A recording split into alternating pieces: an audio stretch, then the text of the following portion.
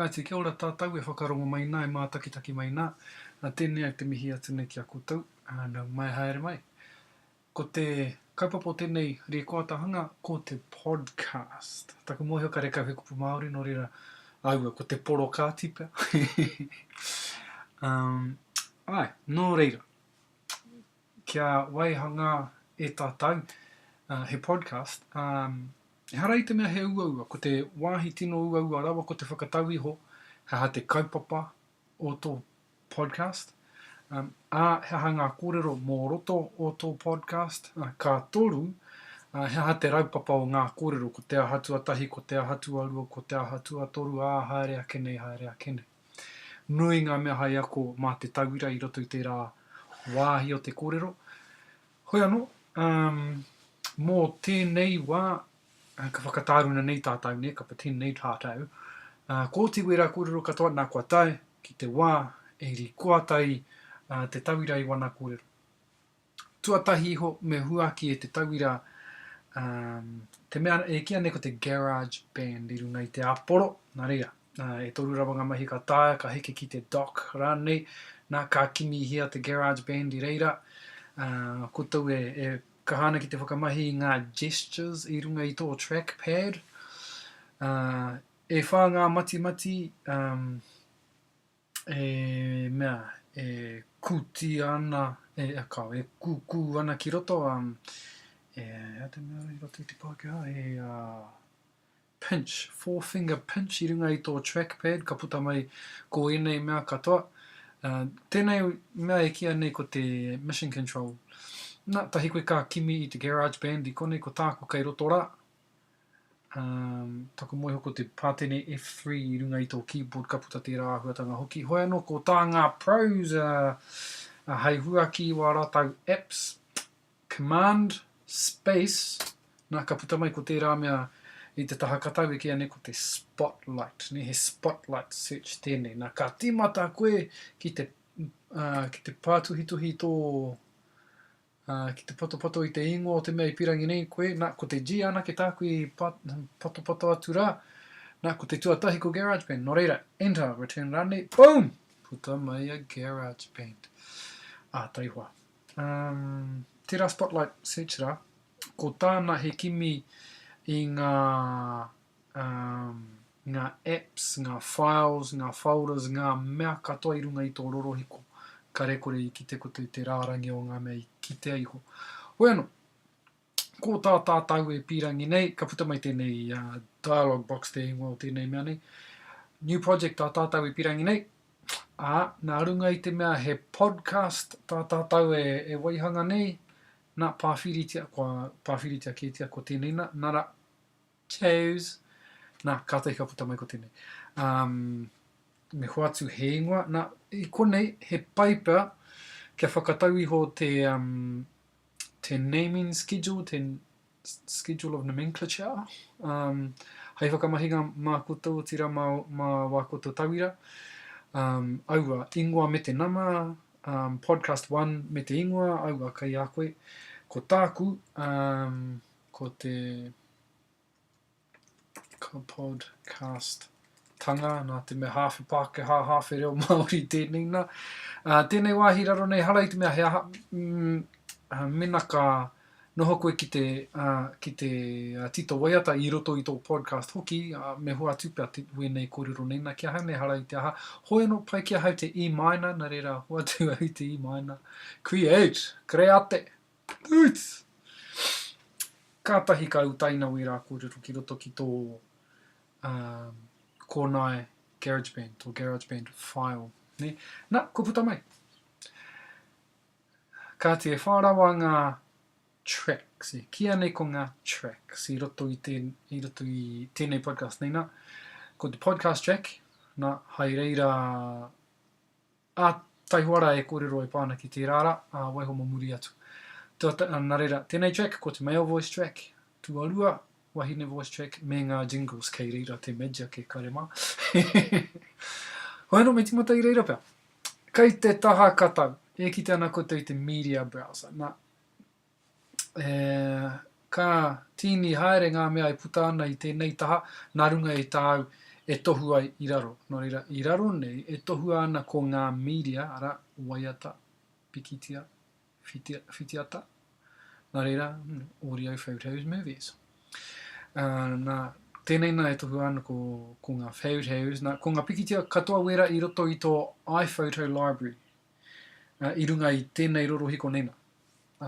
Me he mea, ka rekau, he pikitia I roto I tō iPhoto library I runga I te rorohiko e whakamahi nei koe, ka rekau hea haka puta I tēnei taha. Nā, me te mea hoki ka tae te kōwhiriwhiri I ngā albums I pirangi nei koe. Kai te taha, ko audio, nā koe nei ngā waiata, kai roto I te iTunes library o te rorohiko e whakamahi nei koe. Me ngā playlists, me ngā hana ka kitea ngā waiata I konei. Ka tae hoki te kōwhiri ngā waiata GarageBand, ko oti a koe te tito. Tuku moho ka rekau hea hai roto I tāku. Podcastanga ko tēnei na, me te tihi atu. Ka tahi ko ngā movies, o tira ngā whitiata kei roto I tō, koa oti a koe te hanga I roto I iMovie. Ngā movies ko oti a koe te whanako I runga I Tipurangi rane, ko oti a koe te waihanga rane, tō iPhoto library, photo booth, aha noa mai. Wenei, aha noa mai. Hoi anō, kai te taha, ko ai, mo te iMac kau, internet kau, information, nā kai konei ngā tohu e pāna ki ngā tracks I konei. Hai taura ka tae te edit. Ka tae te hoatu I te hiatu a huatanga ki ngā tracks ra. Harai te mea tino mō hoana ki wenei a huatanga, harai te mea he tohunga au mo tēnei mea mo te rikoata. Hoi anō haere tonu. Tēnei na, he loop te āhua, nā te mea kei reira ngā loops. Hoi anō, e pāwhiritia tērā, nā wai rā ka puta mai ko wene. Nā pai kia timata pia tātau I ngā jingles. Ka timata I ngā stingers. Nā, ko te mea nei te stinger, hai tā te tihi kamupene rikoata I roto UK. A stinger or bumper is a short clip of music that can be used to introduce and or link various sections of an audio or audiovisual production. Hai tā wira, kai hea noa, hea te comedy. Oh, okay.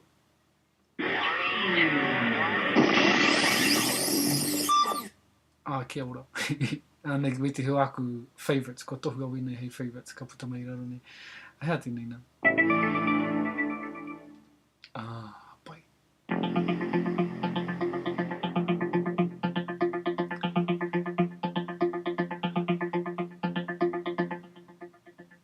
Hua roa pia te rā te kau he kona. Hoi anō, ko te aha hei whakamahi ngā mā tātau I tēnei rā.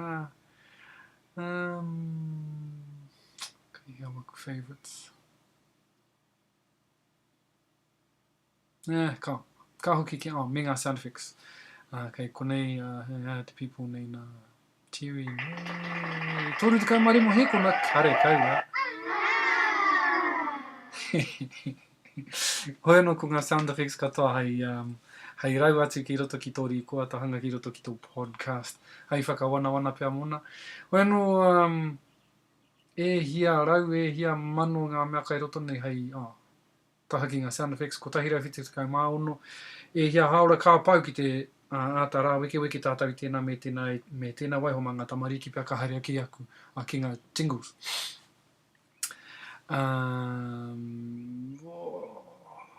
E hia nei kai kone tōna rua rau, ka haere ki ngā favourites. All effects, whakamahi pia au I, tēnei nā.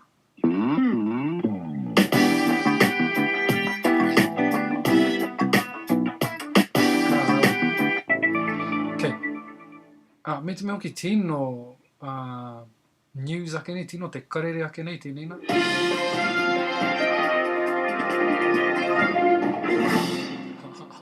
Mō koutou hi ana ki te riko atu wera momo āhuatanga. Ko tāku ko te Collins Avenue Medium. Hoi no, nā runga I te mea he jingle tēnei. E tika ana pia kia rau atu ki roto ki te jingle track. Nā reira ka pāwhiri au te jingle track. Ka tiki atu i taku, hea taku? Collins Avenue Media. Nā, ka kumia ki te tima. Ai, kia ora. Hoi hoi. Nā, ka kumia ki te timatanga o te track. Ka rere i reira. Nā, ka kite koutou te rārangi whiro. Kia nei ko te head.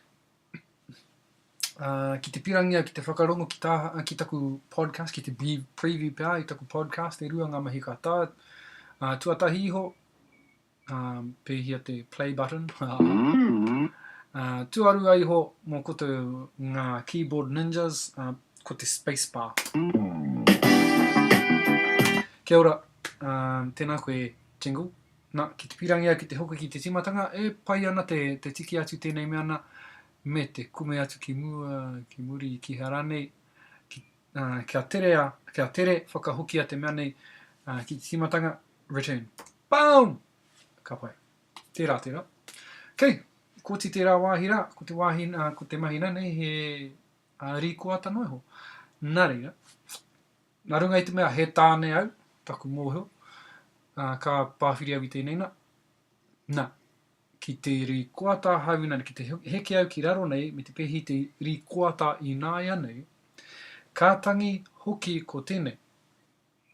Ka rau te pirangi ki te rara, a mō nāia nei, ki te pirangi noa huau ki te rīkoata i taku rīkoata hanga nā ka whakairite a muri atu, he hate aha. Nō reira, ka whakatāngue au, ara, mute or unmute, ka whakatāngue au i te jingle ra, kia kaua e tangi i a hau i rīkoata ana. Ka tahi au ka rīkoata. Nā, me he mea e rima, e ono, e hia ake nei o tracks i konei, kai te pirangi koe, kia tangi mai ko te track, kotahi noiho. Ka whakasaulau koe i taua track ra, nā reira, waki au tēnei. Whakasaulau au i tēnei, boom! Nā, tōna tikanga ka tangi ko i ana ke hoi anō, ka pēnei amo nā nei. Ka pai, nō reira, ka rīkoata au i taku podcast popoto noi hone. Kai aku maku, kai te he, kai te haere tanu, kai aku maku, kai te he. Hoi anō, return, hei whakahoki i te hera ki te timatanga, boom! Nā, ki te ana koto i tēnei kua āwhua kō mā te waiporoporo o tēnei ngā. Ka hoki au ki aia, ka pāwhiriti a ia, ka tahi anō au ka delete. Boom! Nā, ka timata anō. Kei, toru wha. Kai aku manu tatangi whakatiriripo o te kupu nau mai rā, ki te poro kati poro hea a te poro haurangi, haurangi i te aha, haurangi i te rōreka o te reo Māori, tēnā koutou katoa. Nā, ka regole i ki te koutou i te taku reo kōrero, te waiporoporo nei, e tupu haere ana i a hau e pahu ana, ka kitea hoki i raro iho nei, te hi me te hā o taku reo kōrero. Ka tiko ira te āhuatanga o tēnei mahi nei. Nā, ko te mahi nai nei, ka rau te pirangi, kia timata te waiata i a hau ka timata hoki ko taku reo kōrero. Ka pirangi au kia noho ko te waiata hei whakataki i taku reo, i aku kōrero, ka tahi anō au ka timata ki te kōrero. Nā reira, ko tāku, he haere ki konei, he kume i taku reo ki muri nei, konei pua. Nā, ka whakamātau au i tēnei. Nā, ko tōna tikanga. No ngā tracks o runga nei, ngā voice tracks, te mana. Nō reira, ki te timata te waiata ko i anake, ka timata i tōna kaha, tōna volume tā koe kōrero nei. Engari ka timata te reo, te tangi rānei o tetihi atu track, ko tōna tikanga, ka heke te kaha o te jingle track. Nā reira, whakamātau tātau i tērā.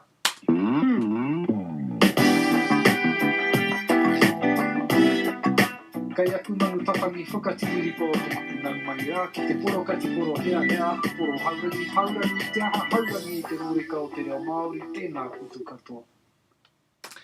Kei, he rua ngā kōrero mā tātau i reira. Tuatahi, i rongo koutou nei, E heke te kaha o tēnei jingle nei I te timatanga o ngā kōrero runga nei. He pai tērā, ko te mate ia, ko te kore take o taku hopuoro, o taku microphone nei. Nā te mea kāre aku hopuoro I te kāinga nei. Nā reira I whakamahi au I te hopuoro, default hopuoro, te built-in hopuoro, te microphone o roto I te rorohiko nei. He kore take taua microphone.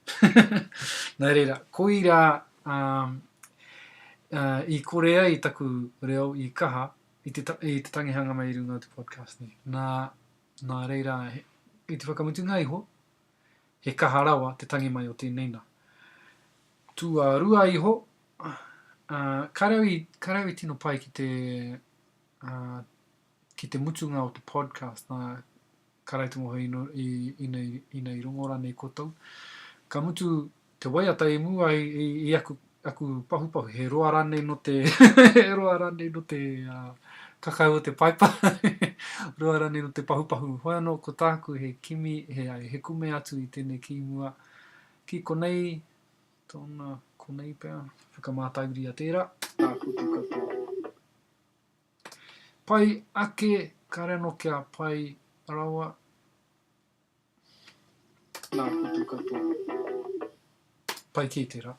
Ka pai. Kei, kia hoki ki te kaha o te tangi, e ruanga mahi ka tāia. He whakakaha ake I te tangi o taku reo rānei, he whakaheke I te kaha o te tangi o te jingle rānei, he whakakahore I tēnei rikoatahanga me te rikoata anō rānei, ka rau te pirangi ki te rikoata anō. Nō reira, ko taku mahi he whakaheke I te kaha o te jingle. Nā reira, ka haere ki tēnei tapatoru I raro I honena. Ho atu te click, ka pāwhiri au I konei, boom, ka puta mai ko tēnei nā.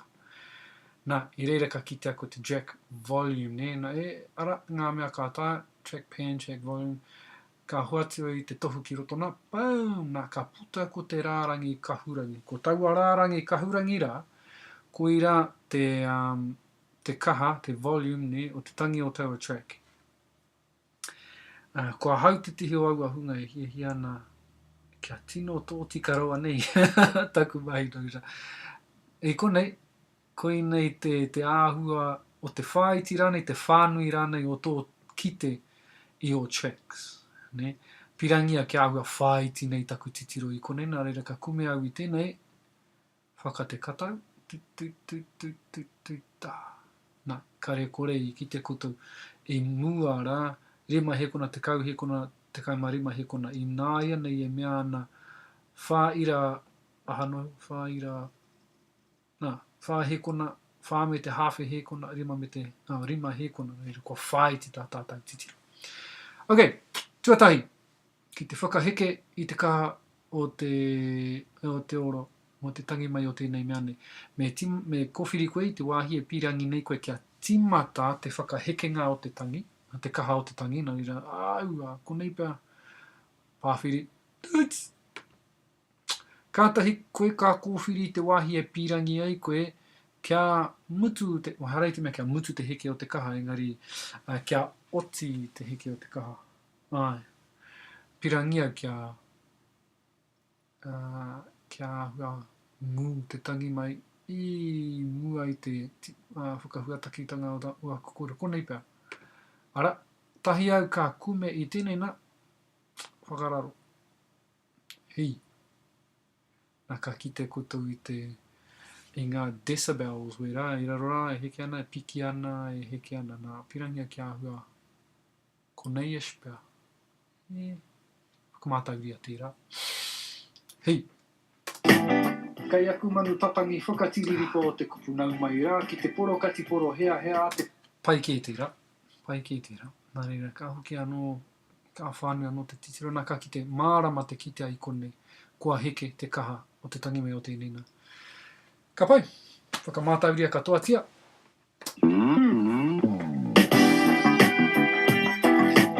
Kai aku manu tatangi whakatiririko o te kupu nau mai rā, ki te poro kati poro hea te poro haurangi I te aha, haurangi I te rōreka o te reo Māori, tēnā kutu katoa.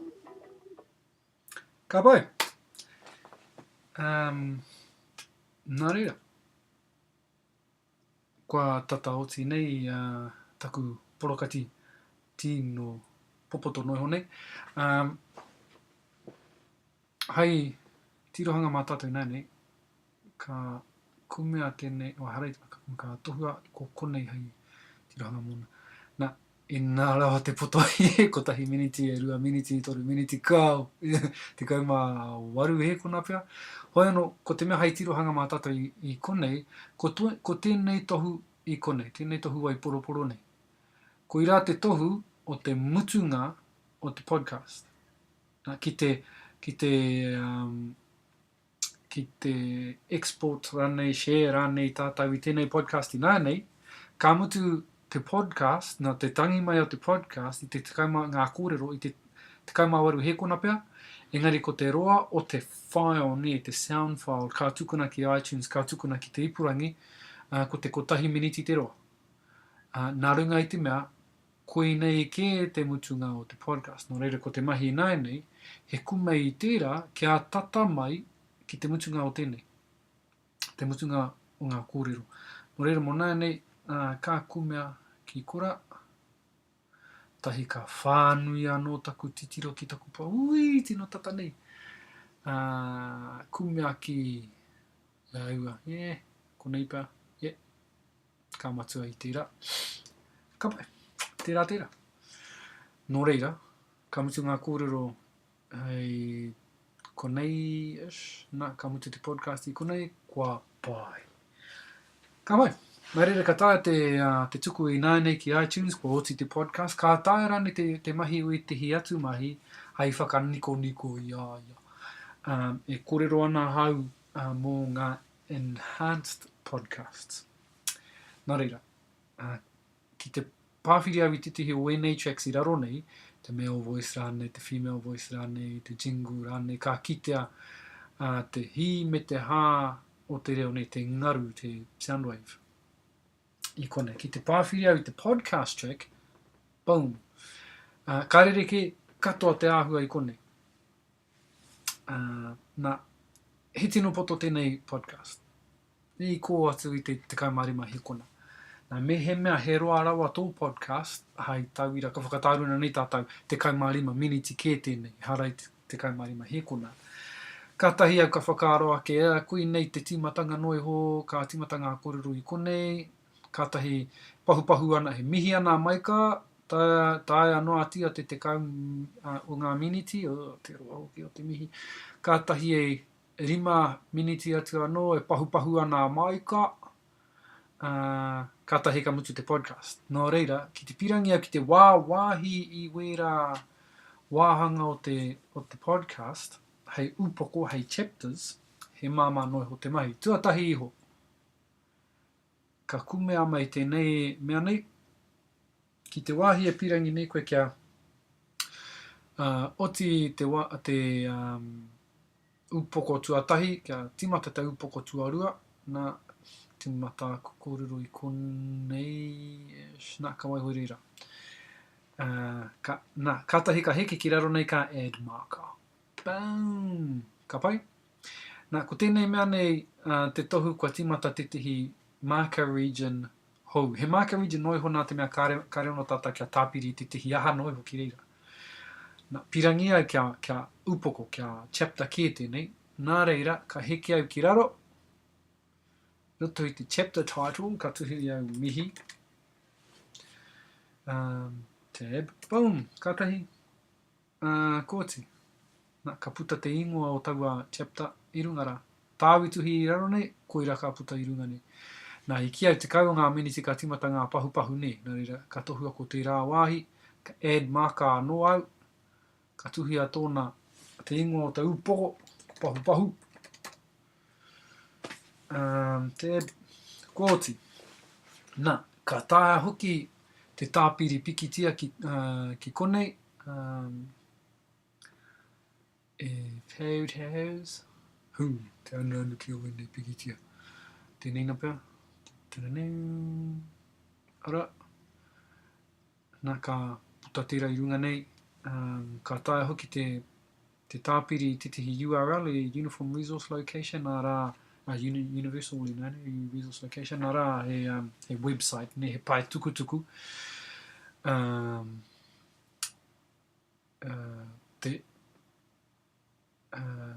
ko te ingo o te pai tukutuku ka noho I konei, ko te URL ka noho I konei. Hei tauira me he mea ko tō mihi he mihi ki Vodafone, ka tuhi koe ko Vodafone I konei, Vodafone ka tuhi koe I te URL o Vodafone I konei, vodafone.co.nz, hoi no kare au. E wai ko te ai roto. Haere atu. Me koe hoki. Boom. Nā, ka oti. Ka pai. Nā reira, kua mutu, kua oti te podcast. E nāene, ka whakarongo, hei aha te whakarongo anō. Ko te mahi e nāene, he share rānei, he export rānei I tō podcast. Arā, he tuku I tō podcast ki te tihi wāhi ke hei whakarongotanga mā te tihi uetihi rānei.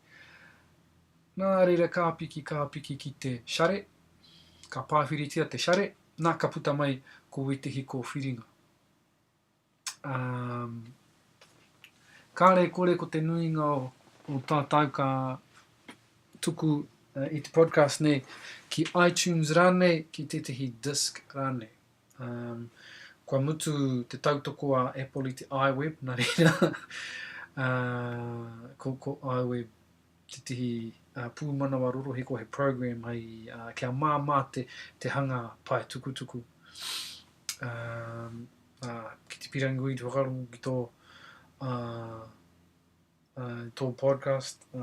I te wātanga mai a te tihi kia koe. Tēnā tukuna hei ringtone. Hoi no. Podcast rānei te disc rānei.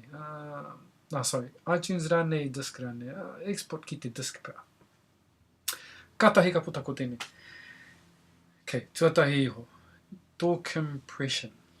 E rua ngā kōwhiringa I konei ko te MP3 me te AAC. Ko te MP3, compression encoding, ki te kōwhiri koe I te MP3, ka iti iho te kōnai, te file, I runga I tō rorohiko. Mea tohu ana tēnei kore ira 3 megabytes. Nā ki te, koira te AAC. Hea te MP3? Ai, iti noiho. Ko te take, he paipea te MP3 me he mea, ko te tangi o te reo, te tangi o te waiata noiho kai roto I tō podcast. Me he mea kua tāpiri koe, kua wāwāhia tō podcast hei upoko, hei chapters, kua tāpiri hea he pikitia, he URL, he hake rānei, ko te AAC tō kōwhiringa. Nā te mea, ko te AAC anake e tautoko ana I ngā enhanced podcasts. Ki te tuku atu I tēnei mea nei hei MP3 noiho, ka mahu e mai ngā chapters me ngā pikitia, me ngā aha I roto o GarageBand kaore e tai atu. Ki iTunes rānei, ki hea ke rānei. Nā reira, AAC mo nānei. Nā, kei raro nei, e whārawa ngā kōwhiringa, e rimarawa ngā kōwhiringa. Ko te default mō tēnei podcast nei, nā ko te musical podcast, nā te mea e mōhio ana GarageBand, he waiata kai roto. Hoi anō, kia haunei pai noi ho te spoken podcast. Ko te rereke o enei kōwhiringa katoa nei nā, I konei nā, low quality, small file. Harei te mea low quality, lower quality, smaller file. Nā reira kāre pau te space I runga I tō rorohiko I ngā podcast nei. Kai raro nei, high quality, good sound, engari nui te file, nui te kōnai. Nā reira, koira te kōwhiringa I nena. Mōku nei, mo tēnei podcast nei, kai te pai no te musical podcast mo nei. Tahi au ka export, nā, pāwhiritia tērā ka puta mai ko tēnei. Nā ka huatu koe I te ingoa ki tō podcast. Tana default, ko te ingoa o te GarageBand file. Engari e ahei ana koe ki te huatu I te ingoa ake. Tahi koe ka kōwhiri te wāhi e pirangi nei koe kia noho tērā podcast. Nā reira,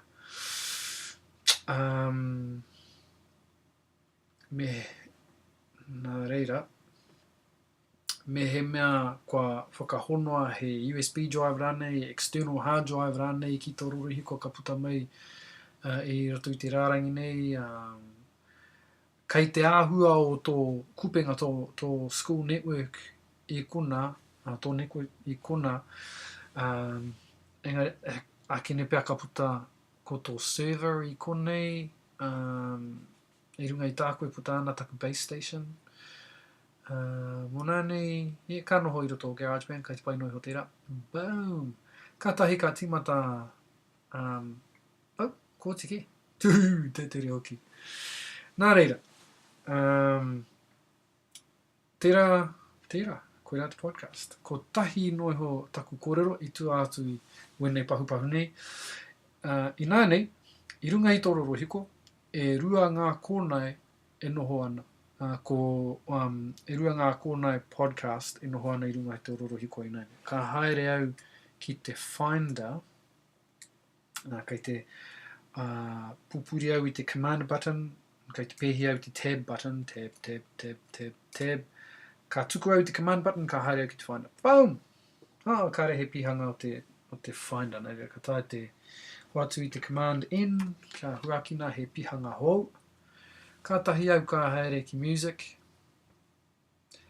Ara, GarageBand. Ka ki te iho, e rua ngā podcast tanga. Ko tēnei podcast tanga, ko te GarageBand project. Ara, Kind GarageBand project. Ko tēnei nā, koira te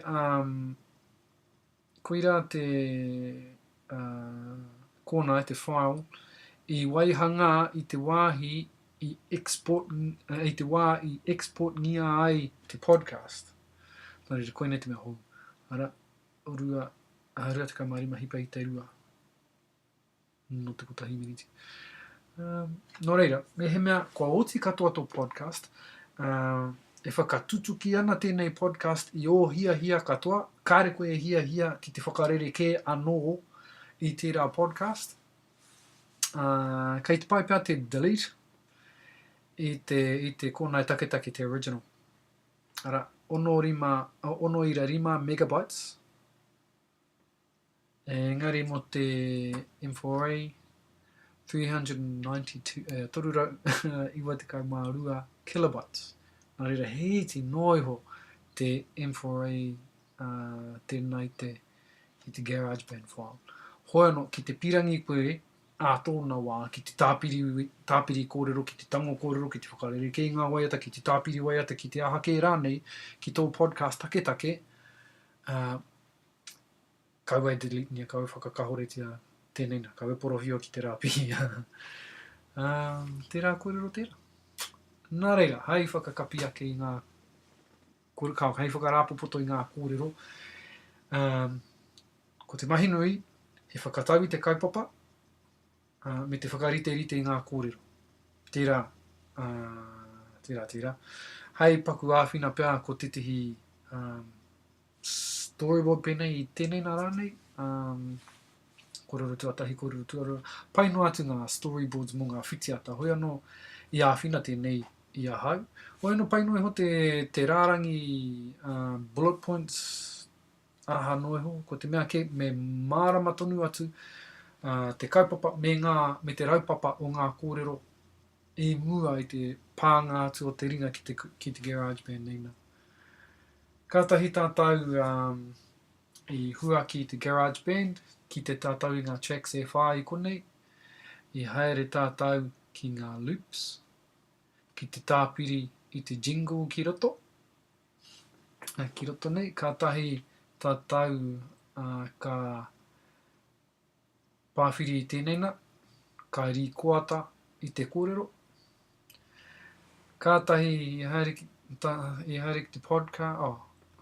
te podcast track, hei add I te maka ki te wāhi I pai ai, I tō au I te hera ki te wāhi I pai ai. Add au I te maka, ho atu au ngā chapter titles ki roto. Mahi whakamutunga, he tō mai I tēnei tohu, kia tata ai ki te tima, ki te mutunga o ngā kōrero, kia kaua e o roa rawa te hunga whakarongo e whakarongo ana ki te kore noiho, ki te mutunga o ngā kōrero nena. Kātahi ka haere ki share, ka export ki te disk, ka i pai hoki te send ki iTunes rāne. Tahi ka oti, ka haere ki te Finder, ka titiro ki ngā kōrana e rua nei, te kōrana e taketake, te original, me te export, te compressed version o te podcast. Ka pai, nari rā e karema tērā kōrero tērā, koe nei te hanganga mai o te podcast I roto o GarageBand. Tēnā koutou katoa.